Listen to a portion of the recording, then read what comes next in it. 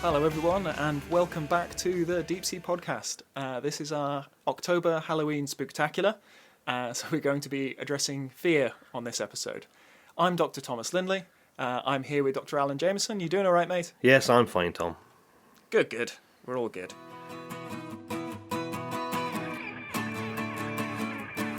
On the last episode we spoke a lot with Alex about dark sea fish rather than deep sea fish and how those are the ones that are quite often the most monstrous and creepy looking, even though they don't tend to be that big. And for the Halloween Spooktacular, let's start with one of the most primal fears of all, darkness, the fear of the dark. Darkness is obviously a big part of the deep sea. It's something that shapes the animals that live there.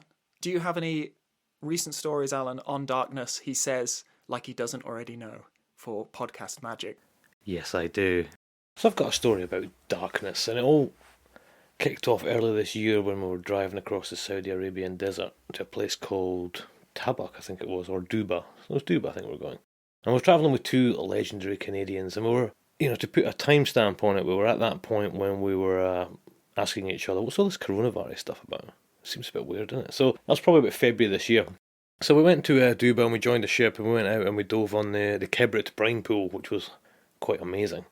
We're working closely with the people from King Abdullah University of Science and Technology, and after about a week or so we had the chance to sail down to Jeddah and go and visit the King Abdullah University, and it was absolutely amazing. I mean, this place is like a city in itself. It's fantastic. But anyway, the darkness. So we were walking around the campus just getting the usual tour and things like that, and looking at all these really super impressive facilities and everything you can imagine that you could create a superhero in. Some of these amazing bits of machinery you don't understand, and you think, okay, if that went wrong, we've got Hulk. I found myself stood outside a place called the Nano Structured Functional Materials Laboratory. I'm looking at this going, I have no idea what that is. It had all these things outside talking about how they had made the ultimate black and the ultra black and blacker than black and all this kind of stuff. And I was like, what on earth is this about? Maybe it's the opposite of the washing powder ads when they talk about being able to produce whiter than white. Well, then it turns out they're secretly cheating and they're actually dyeing your clothes blue because it looks whiter. Of course, then the next year they have a new improved formula, which is even more whiter than white, and it all gets a bit complicated after that. But I asked the guy, I was like, what's all this about? How come there's a whole lab here to make black, just to make darkness more darker than darker? And he said, well, they make the most black materials ever. I'm like, why? And he said, oh, I don't know, but they're really dark, like black. So I'm still going, all right. Pushing forward the frontiers of goth technology. Exactly, yeah. Metallica need to get down to King Abdullah's University and get into that black lab because it's amazing. But actually, it gets better. It gets even more sci-fi because it turns out what they've created is something called dark chameleon dimers. And these dark chameleon dimers are made of gold nanoparticles that apparently can absorb more than 99% of the visible light spectrum, which is pretty impressive. So they're a combination of nanorods and nanospheres, whatever they are, and gives this material this exceptional absorbance properties, so it truly is dark. And they're called dark body.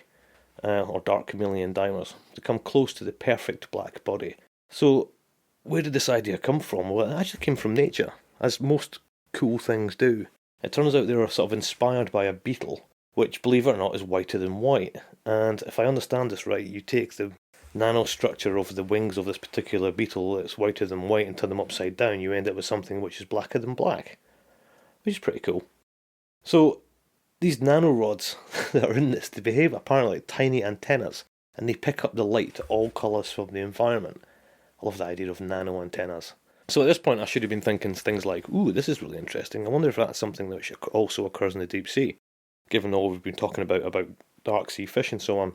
But no, I was actually thinking, if you could turn this into clothing, we could become quite incredible jewel thieves.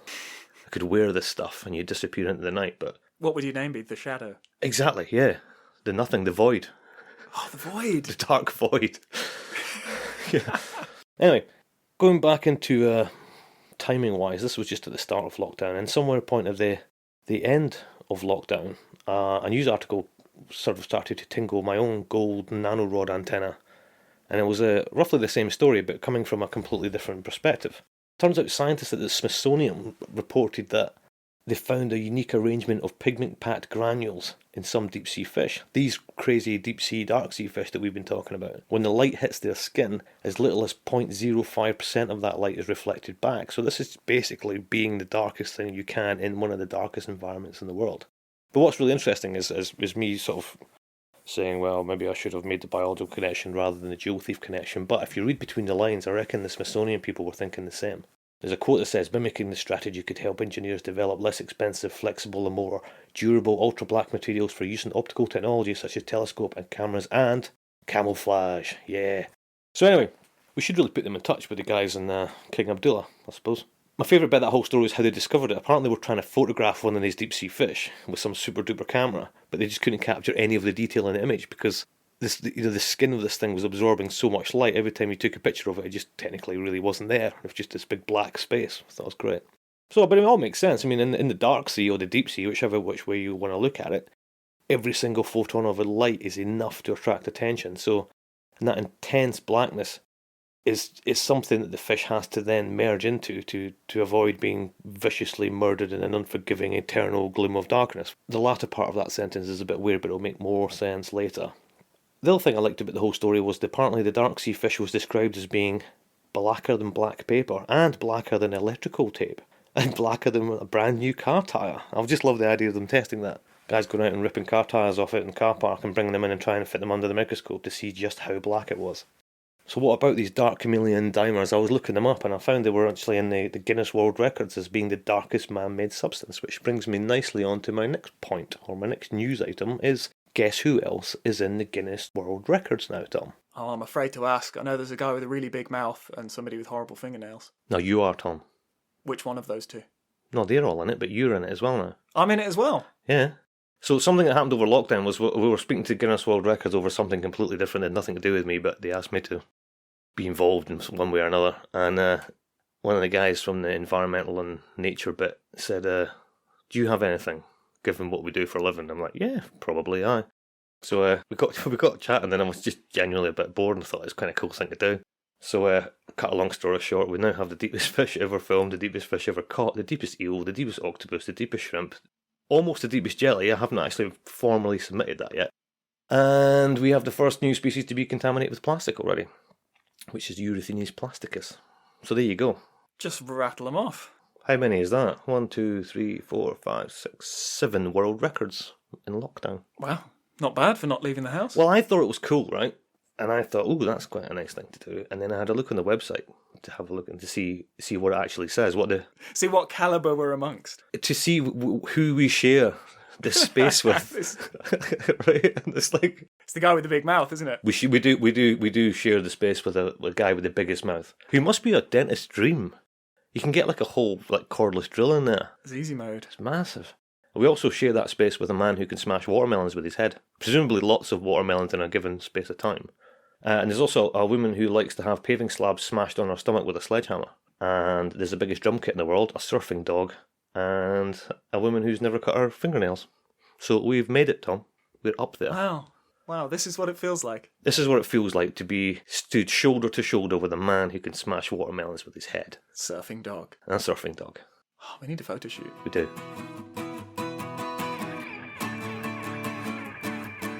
On the last episode, we talked about the aesthetics of the deep sea, and we sort of tried to pick apart our emotional responses to these animals and to the deep sea as an environment. And we sort of started to touch upon something going on under the surface, gold. In us as observers of the deep sea, a reluctance, a fear, something sort of lingering that influences how we view the deep sea. So I think we need to flip this. I think we need to no longer have the deep sea as a subject, but have the deep sea as almost the stimulus and turn humanity into the subject. Why do we feel this way about the deep sea as a whole? Who can we talk to about that? That's pretty obscure. I know a guy. Yeah? Yeah. Well, we know a guy, because we've already interviewed him. You're ruining the podcast magic. Alan, the podcast magic. No, I know. All right, I know a guy. Yeah, I'll get my phone out and we'll give him a call and we'll talk to him live on air. Yeah, and suddenly the sound quality will deteriorate because we recorded it before we bought microphones. But for the podcast magic, this is happening right now. Yeah. So, we kind of ruined that. So, let's just bring him in. Let's just wheel him in. So, as a way of introduction, where do you start with a guy like this? He's quite a colourful character in terms of his successes in life.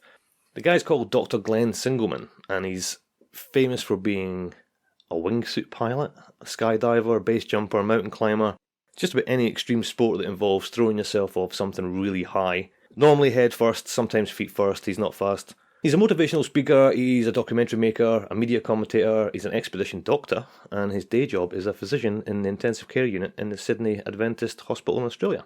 So he's a top Aussie, great guy. He was involved in the Aliens of the Deep and the Deepsea Challenge expedition in 2012. He joined us on the 5 Deeps for Antarctica and the Mariana Trench legs.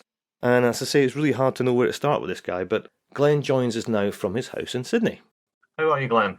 Fantastic, Alan. How's yourself? Good. I'd like to start this chat with a conversation that started over spaghetti. It's a conversation we had in the mess room on the pressure drop in Antarctica, I think. I think it was Antarctica. And I was ranting about how the media always portrays the deep sea and deep sea animals as aliens and monsters. And I think I probably had my usual all-out assault on the wording of the Blue Planet's deep sea episode. And you just casually dropped in, oh, yeah, it's because the deep sea represents the human subconscious, as if that was like an obvious thing to know about. Can you explain a little bit about what you meant by that?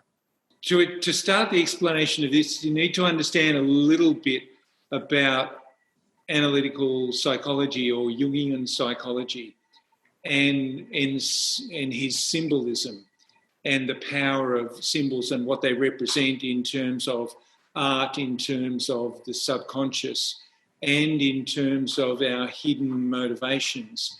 And while a lot of what Freud and Jung had to say has been surpassed by our modern understanding of, cognitive biases and behavioural psychology, a lot of what Jung said in particular about the unconscious still, I believe, is quite valid and is supported by a lot of behavioural psychology. And in particular, Jung always talked about our psyche, and Freud indeed talked about our psyche being split between the conscious or the day-to-day stuff and then the unconscious.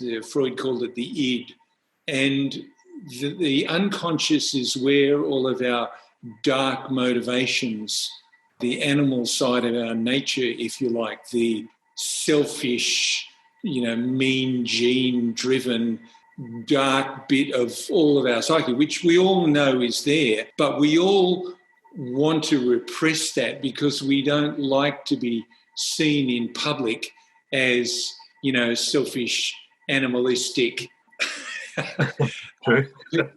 Well, some people do, but don't want to be seen that way. So we put a lot of psychic energy into dampening down or controlling those dark id, if you like, forces, and we repress them.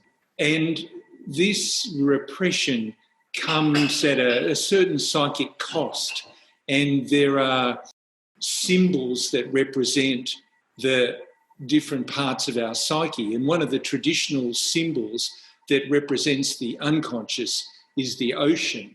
And people who in dreams dive into the ocean, it's a metaphor for diving into the unconscious part of the mind. And of course, most people fear diving into the ocean because you drown. You go too deep, you drown. As we fear the dark aspects of our personality, so we fear the deep.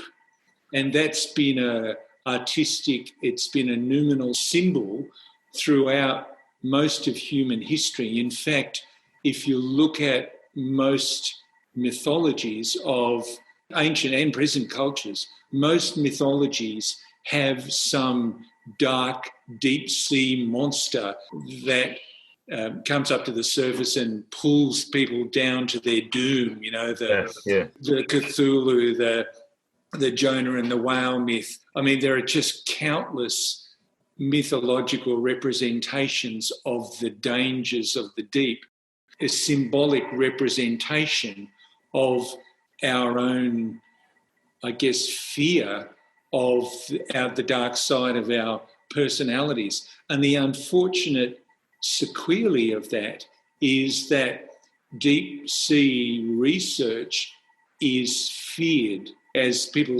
fear their own unconscious, so they fear the deep ocean. And so the idea of going to the deep sea in a submersible or whatever is something that inspires fear in most people, because it's symbolically linked with diving into that bit of the personality that you really don't want to know about, that you're kind of repressing. And so we were talking, Alan, about how I believe that has led to deep ocean research being underfunded, because people don't understand that they actually have this subconscious fear of the deep, and that affects our decision making in our conscious lives, as many subconscious drives do. This one just makes people shy away from I don't want to know about that deep ocean stuff. Oh, I don't want to fund that. Oh, I don't want to, know about what you find down there, because that's where all the dark, hideous monsters live. And I don't want to know about them, because I don't want to know about the dark, hideous monster in me. It's funny because we were speaking to the likes of Don Walsh, and I remember him saying it's been something like 60 years of people asking him about his Challenger deep dive. Was it scary or was it dangerous? And you must get similar things when you talk about your base jumping and your wingsuit piloting and so on. Do you think that's because people are genuinely worried about your safety, or is it because they like the idea that it's scary and dangerous? They actually want that element, like the same reason why people pay to watch a horror film. It's almost the element of danger and the scariness and the weirdness of it is actually a sort of form of entertainment. It makes a better story. So I have to say, Alan, I've always believed that physical exploration is really a metaphor for an internal journey.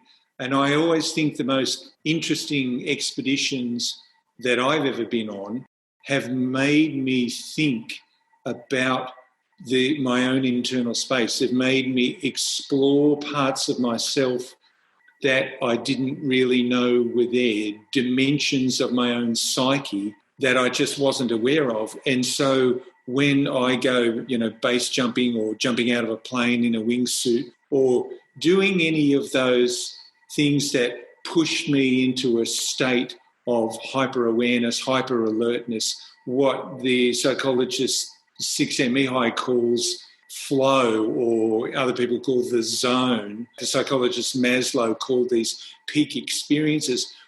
Extreme sport is a rapid way into these peak performance states. And I think likewise, going on expeditions to weird, remote, exotic, untravelled places, that's a metaphor or a reminder, or opens the possibility of, well, what are the weird, unknown, untravelled, unexplored parts of myself? That to me is why exploration is truly addictive. And I think if you read the journals of all the classic explorers of old, if you read Shackleton's stuff, Shackleton and Scott, while they love to talk about how, yes, we're filling in a blank on the map and we're doing it for science, they weren't doing it for science at all. They were personally motivated by going into the zone, by discovering, sure, they were discovering parts of geography, but they were discovering bits of their own psyche. So Shackleton was absolutely in his element when he was caught, in a little dinghy in the middle of the ocean and then stranded on Elephant Island and lost in the wilderness. This, for him, was the opportunity. He was doing it because he was in the zone. If you read really read the actual diaries of all of the great explorers, that's what motivated them. And so I guess I'm exploring a different realm now, not only with skydiving and wingsuiting, but, I also go mountaineering and go on the expeditions like we've been on together, Alan. Like I said, to me, these remote, unknown environments are a way that I can transition into those remote, unknown parts of myself and really go on a, I hesitate to use the word deep dive, but you know what I mean. Well, that kind of just ties it all rather nicely together. But so, I mean, you obviously work on the psychology of this and trying to convince people that you can face these fears and you can overcome it. And I remember watching you give a presentation on this about how there's no amount of fear isn't something that can be overcome. But how then do we deal with that in a deep sea environment where this sort of archetypal global resistance, if you like, to deepest, darkest fears and deepest, darkest waters and so on? How do you reverse that trend? Is this something like the fear of flying, that no matter how much you show people, there will always be a sort of kickback in that, it's not something you can just cure? But with all these different things that are going on just now, like sort of wave of submersible dives, and obviously we're bringing back sort of HD, 4K, beautifully illuminated videos from the deep sea to show that it's not a scary place. There are no monsters there. Just because it's far from the surface doesn't mean it's dangerous and so on. Do you think that's going to help this? Do you think there'll ever be a time where the sea is just the sea and it's not shallow sea, which is lovely and nice, and deep sea, which is scary and weird? Actually, I do, Alan, because technology got us, or through most of the human population, got us over our fear of flying, because we use aircraft now, and, in the non-COVID era, there are at any given time thousands of aircraft in the sky at any given moment. And all of us, or most of the Western world anyway, enjoy the experience of being able to travel around the world flying like a bird. If you look back through history, the fear of flying was rightly associated with death. Few Chinese emperors, the ones who were testing the first parachutes, threw a lot of prisoners off cliffs to see, how tall a cliff you have to be thrown off to die, and whether certain types of parachutes will stop you dying and all of that. They did quite a scientific investigation of true dangers of height. But we've overcome that with technology. And similarly, I think we'll overcome that fear of the deep with technology when, as you know, Alan, the new Triton submersible, the LF, the limiting factor, it's a vehicle that is now commercially rated to go to any part of the seafloor. So when these kinds of vehicles become more commonplace and people are able to experience for themselves the wonder of going into this incredible environment that they'd never experienced before, then I think deep sea ocean research will really open up, because we'll have the technology, but the technology will, dissipate people's unconscious fear, just as it has done with aircraft. I suspect that the new Triton vehicle will be the herald of a whole new era of deep ocean, not only deep ocean exploration, but also deep ocean tourism, and people wanting to go on expeditions to, let's face it, the ocean is 70% of the planet. So most of us don't know what it's like on the floor of the ocean, nor do we understand the incredible flora and fauna of these incredible environments. And that's just been a product of a technological lack up until now. That's going to change. I'm hoping, I believe, that will change very rapidly into the future. I always think the best thing should be is erase that imaginary line between shallow and deep and just call it the sea. I think that's a sort of psychological line in the sand. I mean, you wouldn't have a situation whereby you are at the edge of a rainforest and say, right, guys, we're going to study the first 100 meters of this rainforest. Anything after that? Nah, it's too scary, too weird, it's too deep. We're not going that deep into the rainforest. Let's just ignore the other 98.5% of the rainforest because it's kind of difficult to get to. It's that kind of thing. And there's lots of analogies like that you can use. But as soon as you turn a horizontal distance to a vertical depth, I think psychologically everything changes. And you just go, oh. I know I wrote this thing a while back about pollution in the bottom of the Mariana Trench. And you think about what is 11 kilometres underwater. And when you think about that, it's frightening. You think, oh my God, the pressure's over a ton per square centimetre. This is unimaginable extreme environment. So then I worked out, so what else is 11 kilometres? Like if you took that depth and turned it 90 degrees into the horizontal, it's only half the distance of Manhattan. Right? It doesn't seem that deep anymore. And interestingly, if you turn it up, 11 kilometres straight up, well, you're in another extreme environment that has traditionally been feared for a long time. Well, that's to say that 36,000 feet down is horrendous underwater, but up is what people regularly fly at. It's not that weird anymore. So it is a psychological thing. It's not a genuine issue, which I think is really an interesting concept to explore.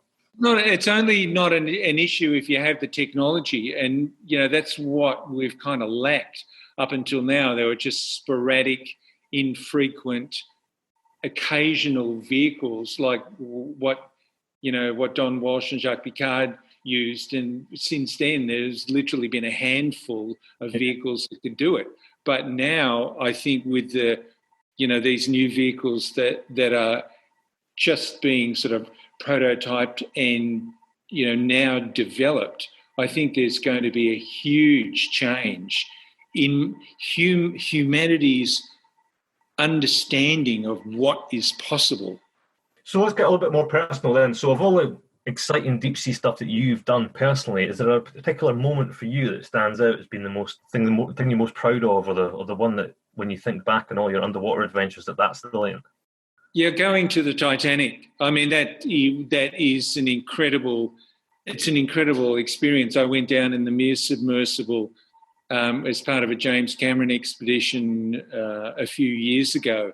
The thing that really blew me away about going to the Titanic was how Titanic the Titanic is. And what I mean by that is most people had their concept of the Titanic is shaped by a television screen or a cinema screen. Yeah. And you look at a cinema and you think, oh, that's big. That's nothing compared to what the actual wreck is like. When you get down there, travelling around this gigantic wreck, and to see the incredible amount of damage that was caused by the sinking and all of the history there right in front of just on the other side of the viewport, that's an experience that really, I wasn't expecting that, and that absolutely blew me away. But there are other moments that I've been incredibly proud of. I mean, I was incredibly proud when I was part of the team that helped James Cameron go down to the Mariana Trench on the first solo expedition in 2012. And on that one, I was particularly proud because I was part of the team that designed his life support system. So it's always good when you design a life support system to see that it keeps someone alive. That was a bonus, right? And again, I was incredibly proud of the team that you were a part of, Alan, when Victor Vescovo went down to the deepest point of the five oceans, and that was an incredible, both not just technological achievement, but an incredible personal and scientific achievement. That was a real busy 10 days. That I think of all the ones we did, I think the Mariana was probably the most epic. Yeah. When lander deployments, 5 subdives and 5 dives in 10 days. It just sort of put everything else. I mean, it took, thousands of years of history to get, say 200 years of technological history to put Don Walsh and Jacques Picard down there. And then it was another 30 years until James Cameron went down. And then 6 years later, the limiting factor with Victor Vescovo and yourself does it 5 times in 10 days. It just shows what like a quantum leap in technology that the vehicle really is. Thinking about this chat we're going to have, I was looking up your Wikipedia page just to remind myself of all these things you've done, and it's just this enormous list of crazy things. I'm thinking, well, there must be something huge you want to jump off head first, right? Yeah, I've always got one of those in mind, but But that's now your problem, Alan, because you've been to the deepest. So everything else is shallower. That has been a bit of an issue, is what to do next, because we've been at this for 20 years, and it's always been. I still remember. I don't know. I think I actually said to you, Tom, at some point. It was 2017. I remember in my office having a bit of a day, thinking we've been to all these trenches so many times. We've covered, we've done hundreds of deployments of landers and discovered all these things. And I genuinely felt there's nothing else we can do with the gear that we had. I'm thinking we're just doing the same stuff over and over again. This is becoming, it's plateauing out. It's becoming stale and boring. And it was probably within the month, I get this random email from this sub company in Florida. Going, "Oh, we just read your book. Could you sign this NDA and speak to this guy, Patrick?" And I was like, yeah, whatever, on the phone. And the guy, he explains the 5 deeps. I'm like, yeah. Whatever it takes, we're doing that, because it's just that next level up. And there was a lot of wrangling going on in that whole thing, because obviously the primary objective was very much not scientific, but we were trying to get the most out of it scientific. And now we've got this Ring of Fire thing, which is more scientific. So coronavirus is kind of destroying our big finale to the whole thing, which is a bit of a shame. But I think Victor's very misunderstood. I think I misunderstood him as well. I think what he's trying to do is actually quite interesting, but he comes across as being, I just want to do it to say I did it. But I think whoever gets that system, gets the ship and the sub, will have a responsibility to do something fantastic with it. And I'd like to think we can go back to some of the places we visited briefly in the 5 deeps and go out there for a long period of time. I mean, in Tonga Trench, for example, we did one dive. But in that day before that one dive, we found a wall that was over 1 kilometre high and 68 miles long at 10,800 metres deep. And, we could go there for a month and just spend a month on that wall. And I think that's the next phase, which I think is going to be really, really brilliant. It's going to be fascinating. Jenny, I could talk about this stuff all day. I think it's fascinating. It makes so much sense when I think back of all these conversations I've had with people, and you think it all comes back to this. This is not something on the fringes of exploration of the deep sea. This is something which is at the core of it, but it doesn't have this whole topic doesn't really have a voice. A good example is that article that you helped me write. I tried to submit that a couple of times to journals, and they just kept coming back saying, no, we need hard data. Your opinion, an educated opinion or a critique is no longer even allowed in science anymore. What we've done with that article is basically I've tried to expand it into an entire book. That's where I'm going with it, because it doesn't seem to have a place within the normal mainstream literature. Well, I think it'd be a really interesting book. The stereotypes involved in deep sea exploration are everywhere. Well, we are psychological beings, so all of our interaction with nature has to, by its essence, be coloured by our own psychology, our prejudices, our faults. We have things like statistics because we know we can't trust our biases. We know we're pattern hunting animals.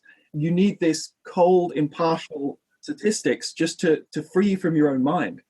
Yep, exactly. Just to wring out the character in anything that you do. Well, it does. By very nature, it has to suck out all the personality because that's what's contaminating the data. It's incredible. Brilliant. All right, Glenn, it's nice to speak to you. Yeah, lovely to speak to you, and Alan, and great to meet you, Tom.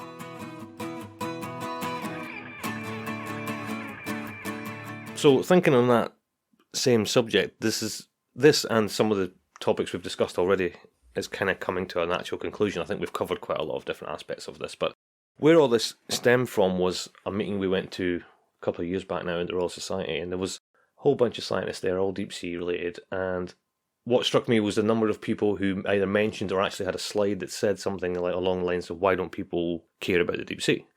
And it was never really discussed. There's a New Yorker cartoon as well, which I love. People gathering, obviously, for like a coffee morning or something, and one is saying to the other, I don't know why I don't care about the deep sea, but I don't. Yeah, that's it. So, I remember we sat in the pub afterwards and we were sort of chatting away about this and what it actually is. And over the months after it, I really sort of started to get into it a bit more. And it was actually meeting Glenn that kind of solidified that this is something we should maybe try and write down, or something we could try and articulate a bit better. Because how it came across was more like scientists saying, well, we care, so why don't you? Which I don't think really works. Or, we're telling you this is important, so why aren't you listening? And I think it's maybe to take a step back and try and understand what underpins that lack of interest in something where, in reality, people will never engage with. So it is an interesting subject. So that sort of self-analysing the industry, I thought, was a really good thing. And again, meeting Glenn and talking about it more from a sort of human fear perspective really brought that to the surface. It all stems from the fact we are air-breathing, visually orientated animals. You know, historically, through most of our time on this planet, we've had an inherent fear of the dark called Nyctophobia or scotophobia. There you go, I looked that up. But the fear of deep water is thalassophobia, right? And fear of deep water seems a fairly natural thing for an air-breathing mammal because it's not an environment in which you're going to survive very long. And when you think about the fear of deep water and fear of the dark, and you think of commonly used phrases like deepest, darkest fears. Can I offer an interjection there? We can drown just fine in a few feet of water. I find it interesting that we are so specifically afraid of deep water. It's because there's no escape. Once you're in deep water, you're dead. If you're in shallow water, there's a chance you can get to the surface. The air is only a breath away. Right. It's a lack of hope. Yeah, and remember, the shallow water gave us food and navigation across, island to island and so on and so on. It gave us all sorts of really interesting things, which were beneficial. But the deep water bit didn't. So once you're in deep water, you're done, essentially, right? You're out of your depth, which is another saying like deepest, darkest fears, which occur in everyday language. We don't necessarily think about where they've stemmed from. So I think when humans are placed into or are imagining these types of environments, the imagination starts to take over because they're not places you normally find yourself. It's not places that we've evolved to adapt to. It's something we've evolved to stay away from. So especially when you've got physical evidence is lacking. So if we're not showing people how the world works and how benign it might be or how interesting it might be, that imagination fills that void. And that's where you come into all these scary fish and all the rest of it, and everybody's subconsciously maintaining this sort of reluctance or fear of deep and dark water. So much so that it's archetypal, which means human cultures since the dawn of time have all tended to have imagined their own deep sea monster. I've got a list of them, actually. I listed them out. I did quite a lot of research on this because it's fascinating. It genuinely is fascinating, but I can't read you the names of them because I can't pronounce half of them. I'll throw my hands up and say I'm no good at this. Afanc, Cymru, Wales. Cetus, Charybdis, Scylla, Hydra. In Finnish culture, we have Iku-Turso. Kappa from Japan. Rusalka from Slavic culture, it's more mermaid than a monster. Deep-sea monster in Scots Gaelic is Uile-Bheist, Doimhneachd. But there are deep-sea monsters from the Welsh, the Irish. There's loads from the Greeks. There's ones from Finland, Norway, Japanese ones. There's ones in Hebrew cultures, Hindu, Congolese, Inuit, Slavic, Icelandic, Celtic, Polynesian, Mesopotamian, and Peruvian. With no cultural exchange. Yeah, there were times where these cultures never met each other, yet they all had their own deep-sea monster. It's making that transition from what seems like a bizarre, almost enigmatic fantasy to science fact is an interesting one. So if you think about the days of the HMS Challenger expedition in the 1870s, within the lifetime of that crew, who were going around essentially trying to work out whether you could lay subsea cables across oceans, and they were laid the groundwork for mapping the oceans in 3 dimensions, and they really kind of launched deep sea biology as a thing. In their lifetime, there was a common belief that the increasing water density with depth would result in submerged or sunken objects finding neutral buoyancy at different points. So you would end up with a layer of skeletons of dead sailors, and you go down a bit deeper and you'd find all the anchors and the shot and the cannonballs, and they believed that the only thing that was heavy enough to get to the deepest point would be gold, which is odd because gold's not that heavy in the grand scheme of things. But I think there's just something mystical about gold. Yeah, it's just a sort of prestigious thing, isn't it? It's like the best thing, so yeah. But people generally believed that at the time where we were doing science really in the deep sea for the first time. So that must be quite difficult. And that's a horrific image. That's a really scary image of just these ghost ships sailing the oceans at neutral buoyancy. Yeah, but then it comes from how this information is delivered to the masses. So even at that time, the idea that the deep sea was a physically unobtainable and inaccessible space was almost promoted by Jules Verne in 1870 when he wrote 20,000 Leagues Under the Sea. He had sunken ships floating in the deep pelagic. Like whole ships just like hanging there, drifting around. And, if no one's got anything to counteract that with, then people just go, oh, wow, deep sea's weird, isn't it? In a vacuum, that makes sense. Yeah, I mean, it seems absurd now, but at the time that probably made a lot of sense. I mean, that's quite an extreme case of, if you imagine the scientist on Challenger down the pub with someone goes, is it true that the ships sort of hang midwater and there's like a layer of skeletons and a layer of anchors? Is that true? And the guy, no, not quite. I think that dichotomy of opinion is to some degree still there. It might not be quite as wide, but I think it is still there. It's that notion that the deep contains monsters, I think, is so culturally pervasive that, in fact, it is, that psychologists and mythologists and psychiatrists and neuroscientists have researched that. There is actually stuff written on this. There's a whole books written on the whole concept of archetypal fear of monsters and stuff like that. So most of our fears and our sort of mythical monsters and things like that have a little bit of grounding, have a little bit of, it's a bear, it's a snake, it's something that maybe our ancestors may have been afraid of. Whereas giant squid isn't going to get you. These really are pure fantasy, it seems. These are entirely conjured by the human psyche. There's not...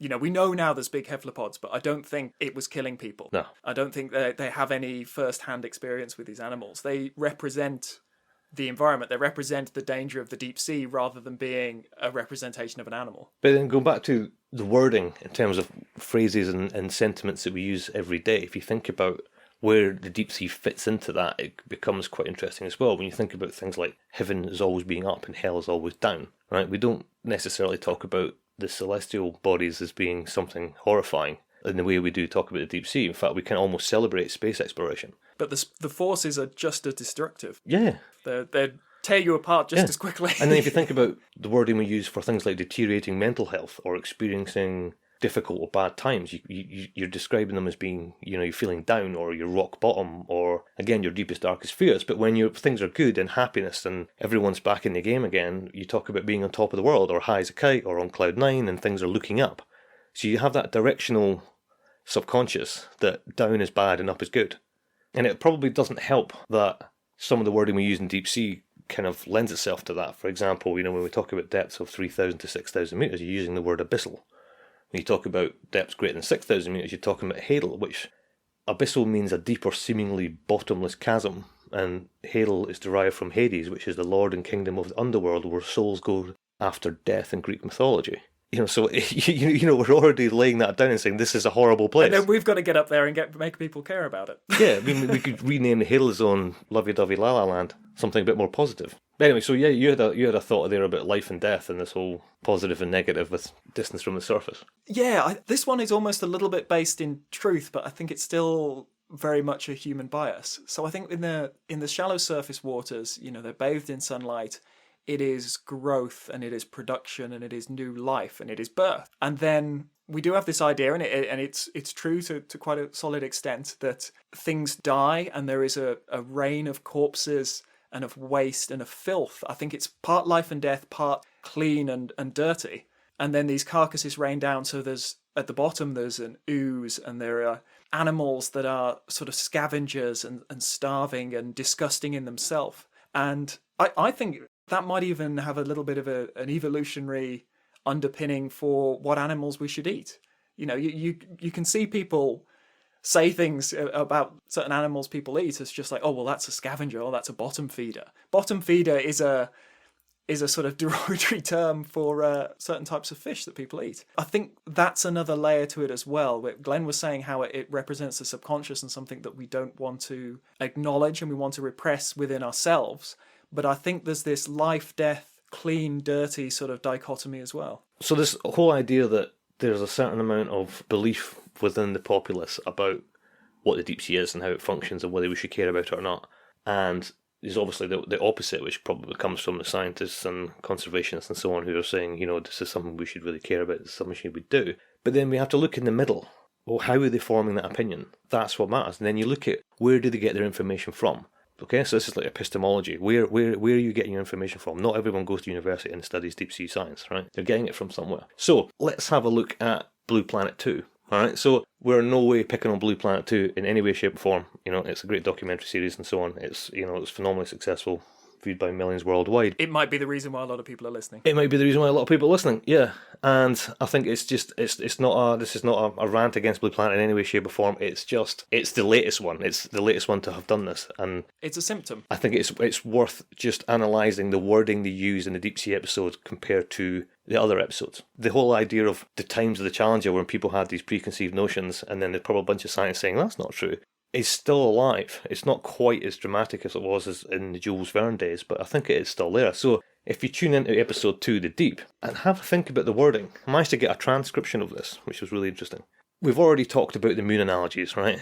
We've done that in the first episode. There's a whole bunch of those it starts off with. So we're starting off by saying we know more about a lifeless rock floating in a vacuum than we know about the deep sea. So we've been through that. But what's interesting is it uses words like, or phrases like, what secrets lie beneath. Okay, so it's making it mysterious. It says to, quote, enter an unforgiving world and an alien environment, and it describes it as a sea of eternal gloom and perpetual darkness, a big black void inhabited by strange creatures and alien-like creatures, where in this blackness creatures live beyond the normal rules of time. Those are all direct quotes from Blue Planet 2. And you're like, alright, well, I don't care about that place. This sounds awful. Yeah, that's the voiceover from the beginning of a Doctor Who episode. I can hear the like building in the basically, background. it doesn't sound like something people would want to experience or should really care about in their daily lives. But it does sound like really good entertainment. I guess that's the difference, right? Yeah, you don't turn off. So we analyse some of those words. You've got gloom that means partial or total darkness, and it could be a state of depression or despondency, and eternal, of course, is without end. The definitions of alien can mean anything from foreign country to something unfamiliar or disturbing, or a hypothetical creature from another world. It's the other. And this is a natural history documentary trying to teach you about the world by telling you it's otherworldly. So this leads people to infer that the largest living space on the planet is an unfamiliar, miserable, unforgiving and off-world environment. So then how do we then expect people to apply this in the quest for an intimate relationship with the deep sea and to develop a wanting of stewardship for the most important habitat on the planet? It's not being sold very well. That's what it comes down to. It's really bad PR, essentially.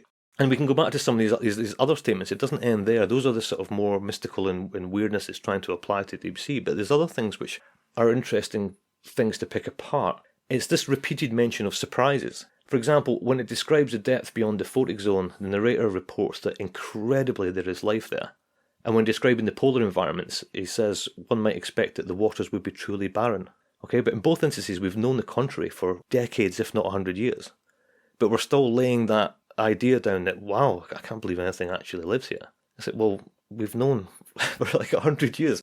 So when they come into our little ethereal snailfish, Tom, remember that? I remember that fellow well. That was a good day. That got in there, so we're quite pleased with that. But then he said no one imagined that an animal as complex as the fish could ever exist in such extreme pressures. I'm raising my hand. We've known that there's been Hadal fish now for 113 years. 113 years we've known this fish really super deep. And we're still punting this idea that, oh, that shouldn't be there. Oh, don't like that. And that's what I find quite weird. On the subject of the Hadal Zone, the documentary also states that it was once thought that nothing whatsoever could possibly survive. Right? So we're not even talking about fish now, just nothing should survive in the Hadal Zone. That's not been true for over 100 years either. Okay, and the existence of life greater than 10,000 metres was unequivocally proven over 70 years ago. So when are we going to stop saying we don't know this? And when are we going to stop saying that we're surprised by this? Wasn't the gap very, very close between discovering there was a Hadal Zone and finding life in it? It was within 10 years, I think. The unequivocal proof of life beyond 10,000 metres was a sponge that the Galathea pulled up in a trawl from the Philippine Trench. It was still attached to the rock and it was still alive, or recently killed by the trawl. But, life greater than 6,000 metres goes way back to something like 1906. So, when are we going to stop telling people that we're surprised that we're finding anything at all? And that's the kind of weird thing. So the subtext is basically that you thought that nothing could survive here, right? Hence the content is designed to satisfy the audience's preconceptions rather than challenging them or informing them. And if you want to move on and change people's perception of this, you have to challenge them. You have to re-inform them and not just tell them what they want to hear. So no other episode emphasises how much we don't know about a subject. So if you think about how that deep sea one was put together and you look at all the other ones, it never talks about how much we didn't know about dolphins or manta rays 100 years ago. It doesn't talk about how we just didn't understand what corals were. You could probably rewrite with the same wording. I mean, a coral, if there's ever an alien-looking animal on this planet, surely a coral is one of them.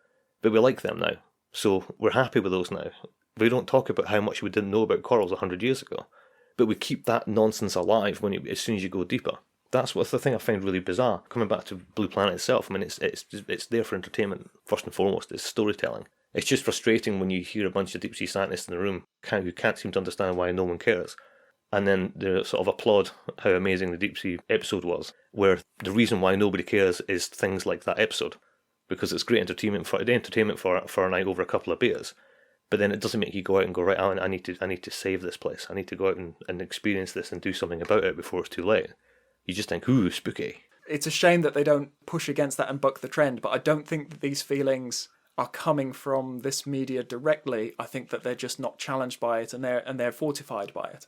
It's brought in from the subconscious into the conscious. The thing that you intrinsically know and you believe isn't challenged, because that might lose viewership and you might not like that. So it is then reinforced and brought into your conscious, and yes, I felt that way and I've been vindicated, and it's a nice show. When we interviewed Don Walsh in episode 2, he said one of the questions he's always asked is, was he scared when he did that very first Mariana dive? So we thought he'd be a good person to talk to about fear and why we fear deep water.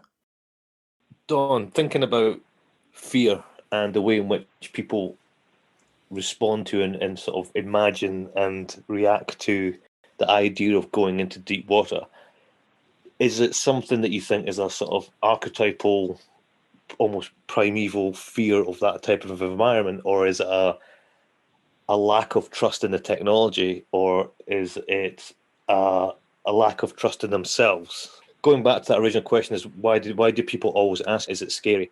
I think fear is a very personal thing, in that events and things affect other people differently. In my case, of course, the most common question I've gotten over the years, 6 decades since I dove the Trieste into the deepest place in the ocean, was, were you ever scared? And my answer is simple. You don't have time to be scared or have fear. And fear tends to dilute your acuity in being able to sense what's going on around you and react properly. You haven't got time to be scared. And a person that is overloaded with fear, you shouldn't be doing that, because now you're not at the top of your game. I was in submarines, the U.S. Navy, for a few years before I went to the Trieste program. So being underwater in kind of a claustrophobic condition was a way of life for me. To some degree, the Trieste thing was an extension of that. Because after all, you can drown in a bathtub. A few centimeters of water or several kilometers of water, the result is the same. You're dead. And so we never let fear in the door. And I never felt it. I never felt it was out there. We just got on with the job. We were well trained. We worked very hard to know the machine we were using. Pretty well knew all of its, if you will, its moods and the noises, what's normal, what's not normal. Your whole job was to remove as many variables as possible, things you could control and work out of the system before the ultimate test. Then when something happened and you were on your game, you were able to react right away. You knew what to do and to take care of it. But fear was never my constant companion. I thought of what if this happens, then I'm going to do this. What if that happens? You're always working that. And it's not being nervous Nelly, if you will. It's just a conscious way of using all of your training, all of your experience to react to an unusual situation. And that applies, okay, in the air, my experience as a pilot, to being under the water with a bathyscaphe or a submarine. I'm not saying after the fact, and this is quite common, when you have a really challenging experience, your knees may not stop knocking for a few hours, but the instant you have to do something, you're very calm and collected. That's been my experience. Afterwards, we have time to reflect on the what-ifs. Then you might worry about it. Ex post facto, it's not during the event. So you're able to function and take care of what's happening and resolve any problems. And that's, I think, very normal. You talk to pilots who have had very difficult experiences, and they'll say, yeah, geez, we took care of it, and I got back okay, but it took me about an hour to get out of the cockpit. So what was the story about you being in a submarine in the Aleutian Trench and you experienced the shock wave of an earthquake? Is that right? Yeah, we had been up in the Bering Sea in February in wintertime. And so we had gone down through the Aleutians, through the Unimak Pass into the North Pacific, and the North Pacific was really rough. And we were getting beat up, and we were tired anyway from 2 weeks of being in the cold. The captain said, "Look, let's just submerge for the night. We'd all get a good night's sleep." And because the heavy swells, you could feel them down a couple hundred feet. We went down about 300 feet, which was our maximum allowed depth on that. Getting a good night's sleep, and about 3 in the morning, there was this great thump, and the whole ship shook. The depth went from 300 to 700 feet. Well, I mean, this collapse depth on our submarine was about 500 feet, so it was a matter of concern. The next morning when we surfaced and got the radio traffic, we found out that we were right over the epicenter of about a 9.5 earthquake. And so what we felt was overpressure. In other words, our distance below the surface of the ocean was just 300 feet. The overpressure took us to 700 feet, like a depth charge. And so we didn't go that deep physically, but the hull felt the pressure of 700 feet. And it's the only known case of submarine being right over the epicenter of an earthquake, at least that survived. I actually wrote a magazine article called Those Stout Manitowoc Boats, because our submarine was built in Manitowoc, Wisconsin by, fifth-generation Scandinavian shipbuilders, and it was just real craftsmanship. 5 shipyards in World War II that built submarines, and the Manitowoc were always famous for being the sturdiest submarines. For this episode's Tales from the High Sea, Heather Stewart, who can tell what a rock is thinking just by looking at it, shares a story of things getting a little bit crowded out at sea. A number of years ago, I was doing a cruise out to the North Atlantic, out to the Rockall Trough in Hatton Bank, which lies off the west coast of Scotland. And, all of us have done quite a lot of travelling over the years to various oceans, and I don't think I've had as much weather downtime as I have working in my own backyard. Anytime I go into the North Sea or the North Atlantic, yeah. So it was one of those trips, and literal hurricane force weather forced us onto sort of plan Z of all of the backup plans that we'd ever conceived. And so we ended up, instead of bobbing around Hatton Bank and Rosemary Bank doing some amazing coring, we ended up bobbing about the northwest of Scotland. So round about the Summer Isles and Loch Linnhe and all these amazing, beautiful places. And we woke up one day and realised that we were surrounded by frigates and destroyers and helicopters and jet planes flying overhead. What the hell's going on? Is World War III broken out without us knowing? And, you did deserve a parade, so yeah, it's about time. Yeah, well, it was very, very surreal, because apparently there is a regular, no, if it's NATO, or I think it might be called Operation Neptune now. Apparently it's a regular exercise for the military, and the northwest of Scotland is the regular stomping ground for this. But because we had never expected to be in this area, we had not even factored this into our planning for it. Not read the notice board. We'd not read, the NATO notice board, which is the first port of call for all geology expeditions, which was fine, except they were doing fake mine laying and fake bombing runs and stuff. So we had to let them know where we were going to be so that they weren't going to accidentally target us. Not that they were using live rounds and stuff, but there was something a little bit sinister about receiving these communications from high command saying, where exactly are you going to be for the next 12 hours? Because we'd like to use you as something to track for our submarines. It's like, well, what do you mean by track? And they're like, well, we're going to jam you, pretend that you're a target. Plan in meticulous detail how we would kill you in a split second if we decided to. Exactly. I think the most surreal moment of the entire episode, being in the middle of a military exercise, we've got all these multiple nationalities, the Americans, the Brits, the French, the Belgians, they were all there, was that we started getting emails into our really informal blog. Blogs back then weren't as organised as they are now. And we started getting these emails from the US Navy. And they were emailing us going, I'd like to ask you to take down all of the photos and the information that you're posting on your blog. And we were like, well, what? Because we'd started taking some photos, because the ships were spectacular and they were really close to us and everything, and so we're taking some pictures. And if you type in the ID numbers on the bow into Google, it tells you the name of the ship and the history of it and why it's named certain things. So we thought, oh, this is amazing information on the history of the name. You're part of this, so you might as well get into it. Yeah, so put some of that information up, and the US started emailing us, going to take that information down. That's classified. how do you don't paint use it on the side of the ship. Well, that's what we emailed back. Like, they got so shirty. It was unbelievable, but we stood by it. And there's lots of, sort of anorak websites that totally track all of these events and stuff.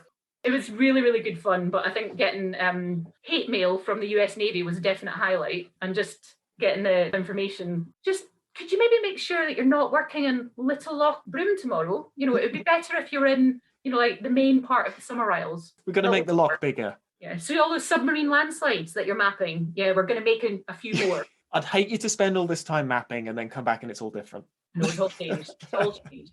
Oh, that's cool. Yeah. That brings us to the end of episode 4, our Halloween Spooktacular, where we learnt a lot about fear, actually, and our own internal biases. You may have noticed we've had a slight musical change. So a shout out to the band Marvel, barons of high energy rock and roll, a Swedish band who wrote the Hadal Zone Express, which just seemed perfect. And when I got in touch with them, were really lovely guys and let us use their track. I'm liking it. Seems on brand. So thanks very much, guys. I hope you're listening. And for my cheesy sign off, you ready, Alan? Yeah. I know you didn't like the last one, but you're going to like this. No, I didn't. I'm not going to like this one either. I can feel it. Until the next time, we abyss you already. Oh, jeez. It's now that I'm a dad. It's my dad powers. That's rubbish. That's proper rubbish. Is that worse than we'll deep sea you next time? Yeah. Is it? I think it's cumulative. It's now, your disappointment in me is building. It's building on the rubbish one from last week and made it even more rubbish. But, well done for thinking of two things. Well, I abyss you already, listener. Stop it. I love you. Stop it. You're on the ride with the progress. The Hillsong Express. Oh, yeah.